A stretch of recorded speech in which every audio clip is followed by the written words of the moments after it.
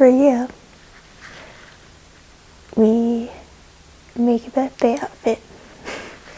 So this year it's not any different at all.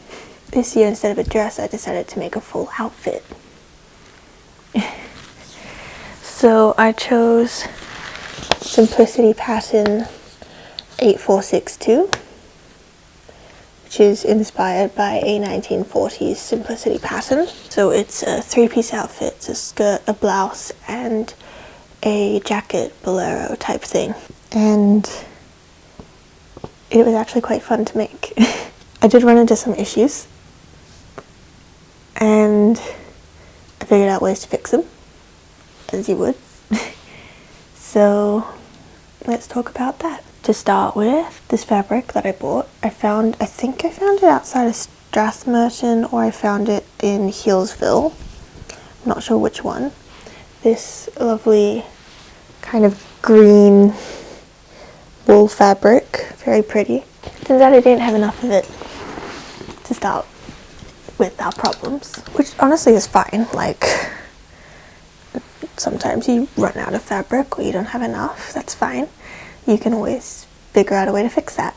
Yeah, so I found out I didn't have quite enough of this fabric to make both the bolero and the skirt. So what I did is I decided, okay, I'll make the bolero, and then we'll go to Spotlight and we will find something similar that we can use for the skirt. Turns out Spotlight didn't have a lot of wool type fabrics.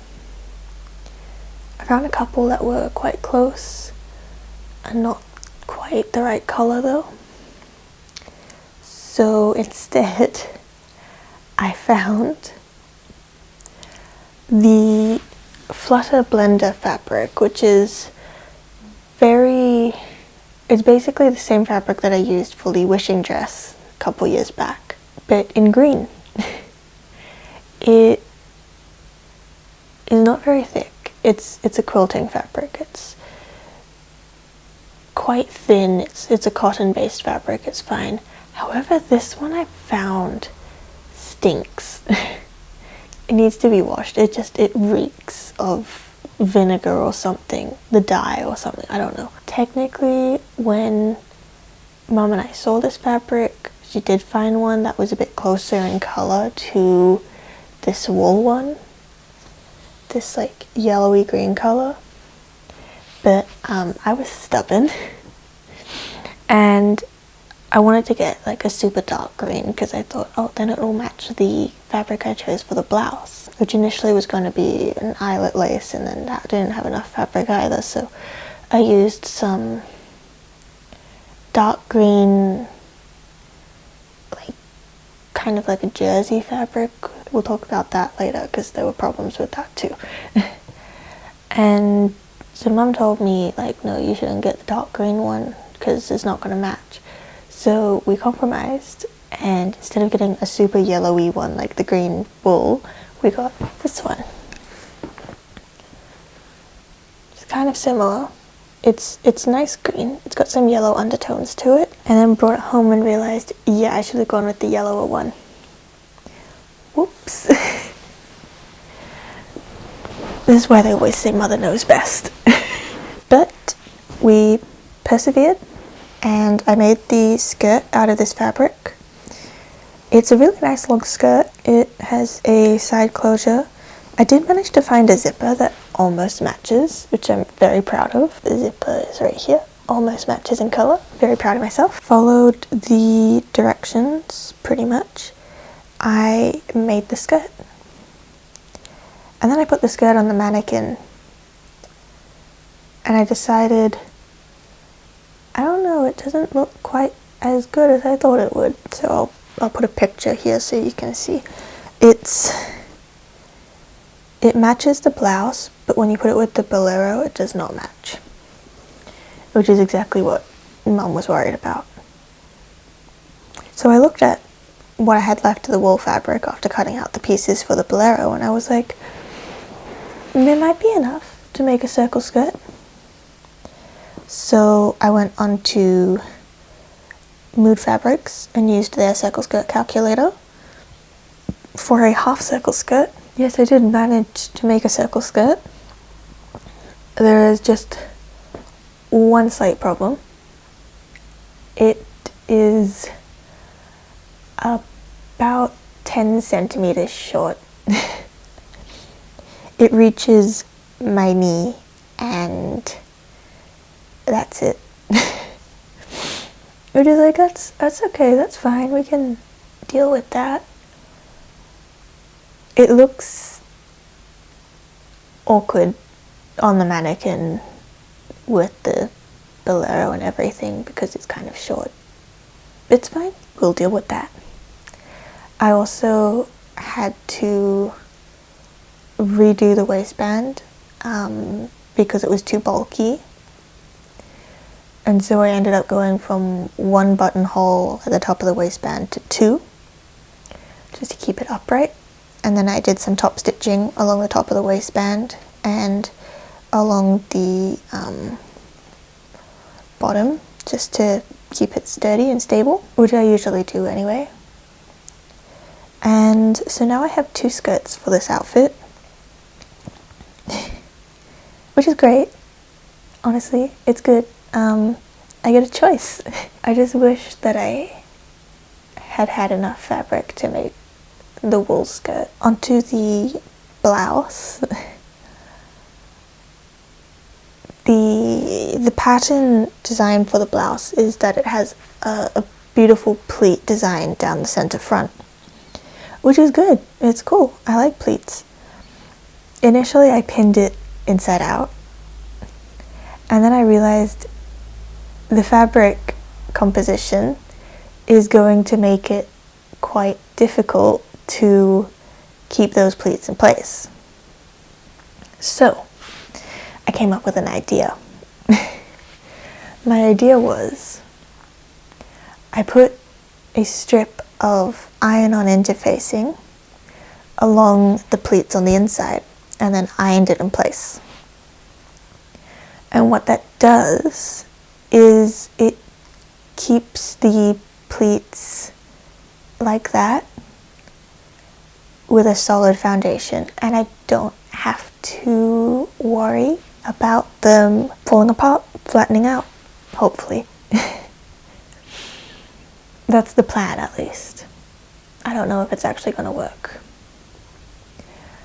I do know that you can use vinegar to set fabric. I don't know if it'll work as nicely. Alternatively, I was thinking of using starch. But we will see how the interfacing works. Because so far it seems to be working fine. The pleats don't want to move anywhere. I was able to finish the neckline and the hem of the blouse without any trouble. So we'll see. The blouse requires 7 buttons to close it, and so I do have a lot of buttons, and instead of having to wrestle that fabric under the sewing machine to make the buttonholes, I hand sewed buttonholes, and I'm actually very proud of them. Honestly think I hand sew buttonholes better than the machine sews them. But yeah, these are the buttons that I chose. Nice green, I've got a little design on them. So there's 7 of those on the blouse, and then I decided to make everything match. The skirts would have the same buttons as well. So on the green one that I'm going to use, I'm not sure, we've got the buttons, and then same thing on the wool one, so they all match. I also added to the bolero, I've used what I had left of the flutter fabric as the lining.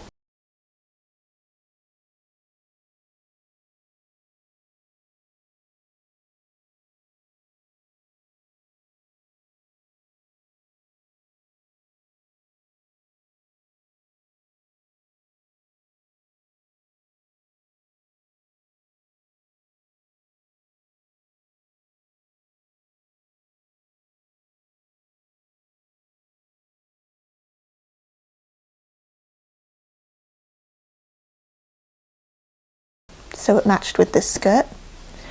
And I have a ribbon that I used to trim the sleeves and the hem of the wool skirt to also tie it in with the blouse. So everything matches.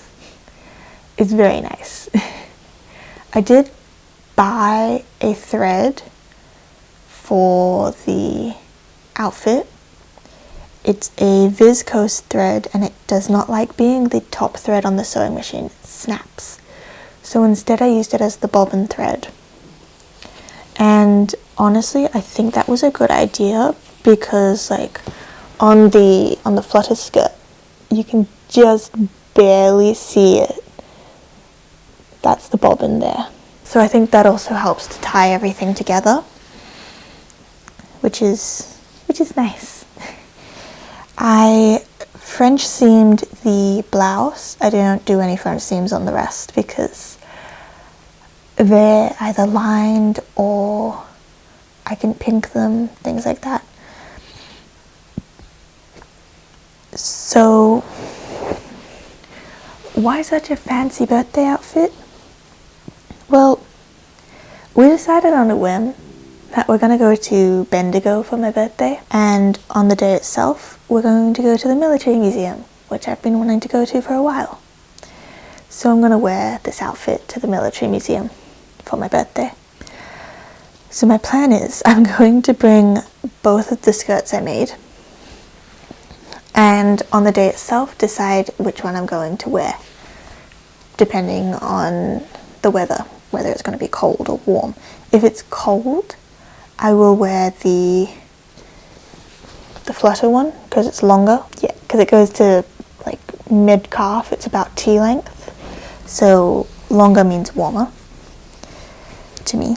And if it's not going to be cold, as in not single digits, because my birthday is in winter, then I will wear the wool skirt so that it all matches and looks really pretty.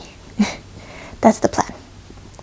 I am very partial to the wool skirt because everything matches. It's really nice. But it is short, so yeah. If I don't end up wearing my flutter skirt at Bendigo, I will take it with me to Singapore because it's a pretty good fabric to take to Singapore. To close out the video, will I make this outfit again? 100% definitely. I could make it even with a thinner fabric, make it a whole summer setup if I wanted to. Next time I get my hands on some good wool fabric, I can make the outfit again, but with the skirt the proper length, because it was pretty easy once I figured out all the facing steps. So 100% I would make this outfit again. I'm very happy with it. I really like how it turned out. I would love to make the blouse out of a more sturdy cotton fabric instead of the jersey type fabric I used, just to see the pleats sit without needing interfacing. I think that would look really good. I'd love to make the outfit in like a blue maybe, because I think that would look really nice. But I also do have a lot of blue outfits in my wardrobe, hence the green. So we will see. The next thing I'm going to do is, of course, wash the outfit so that it's clean and ready to go for Bendigo next month. And then I'm going to start work on the outfit I'm going to wear to my cousin's wedding in Singapore, which is gonna be cool because it's got sentimentality to it. It's got a bit of tradition in it, and it's my first Gertie pattern, which I remember a YouTuber I used to watch was quite good with Gertie patterns, so this is gonna be fun. So stay tuned for that. I am most likely going to do a review of Spider-Man Brand New Day after this video gets posted, and then it will be the Bendigo video. Depending on how well I filmed that, it might be broken into 2 videos. And then the making of the wedding outfit, then we'll be going to Singapore for 2 weeks. We finally found a sitter to look after Estelle while we're away, which is great. It's one worry off of our shoulders. I am still, however, very apprehensive about leaving her. I am very attached and fond of Estelle because she's like my best friend. And so we shall see how that goes. If I spend most of the trip in Singapore messaging the sitter to see how Estelle is going, then so be it. Yeah, so I will see you in the next video, and I hope you have a great week.